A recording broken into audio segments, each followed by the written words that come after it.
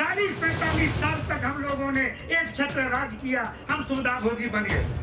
उस जमाने में जब हम सुविधा भोगी थे तो भारतीय जनता पार्टी हमसे लड़ना सीखी और वो लड़ते लड़ते लड़ते लड़ते हमको हराना सीख गई। परंतु हमने वो अंग्रेजों से की हुई लड़ाई, वो सुविधा भोगी पक्ष बनने के बाद में आज की तारीख में हम यही बैठे रहते हैं, सिर्फ ये गुमान से कसते रहते हैं, ये क्या हुआ, कैसे हुआ। अरे भाई, पेट्रोल डीजल का भाव बढ़ रहा है, ये तब तक नहीं घट सकता जब तक नरेंद्र मोदी नहीं हटेगा, और नरेंद्र मोदी को हटाने का फॉर्मूला आपके पास में कोई है नहीं, क्योंकि हम सिर्फ और किसी भी धरना प्रदर्शन में या तो वाणी विलास करते हैं या बुद्धि विलास करते हैं, कभी कभी संघर्ष विलास नहीं करते। ये हैं भरतपुर के मेयर अभिजीत कुमार।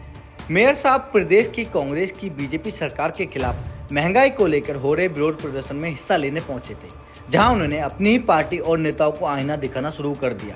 आईना दिखाने के बजाय बीते दिनों 5 राज्यों के चुनाव में कांग्रेस को करारी हार मिली, उससे कहीं ना कहीं जमीनी स्तर पर काम करने वाले कार्यकर्ता ज्यादा दुखी हैं। अब मेयर साहब ने बीजेपी के विरोध प्रदर्शन वाली सभा में अपनी पार्टी के उन लोगों को आईना दिखाने की कोशिश की जो जानते हैं कि सत्ता कितने संघर्षों से मिली है। सड़क पे जाके जनता को करें, वो जनता जिसको आप कह रहे त्रस्त हो रही है, इसने अत्याचार कर दिया, वही वोट दे रही है, ये कैसे संभव है भैया? गहलोत जी का इसका मतलब या तो जनता नहीं जानती, जनता खूब जानती है, परंतु हमारे प्रभारी महासचिव कमेटी अध्यक्ष, हम नहीं जाते वहाँ पर। और ये जनता कहूं तभी कि वो समझती अपनी है बात आप जब वो आपको धूप में देखे, संघर्ष करते हुए देखे, तब वो सोचे यार ये लड़ाई कौन सी लड़ रहे हैं, बोला हमारी ये बहन का मामा लड़ाई का। आज जब पूरा देश पता करें तब कोरोना वायरस से लड़ रहा है, लड़ाई तो हमारी लड़ रही है, तो भारतीय जनता पार्टी का नेतृत्व राशन ले जा, घर पर बैठे को माला जब को राम ले जा, तो हमें जरूरत क्या पड़ रही है? इलेक्शंस हैं, ये 4 उम्मीदवार हैं। आप ये समझिए हमारी और उनकी नीति में क्या फर्क है।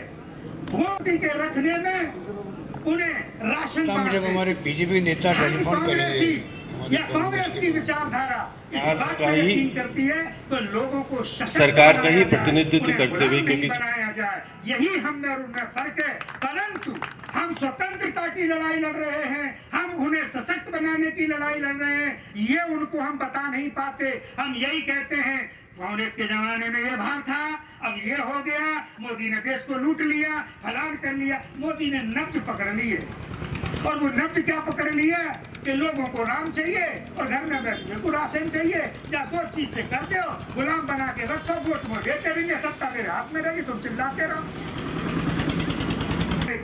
यही हाल राज्य सरकारों का भी होने वाला है। सेस के जरिए कोई टैक्स नहीं वसूलेगा।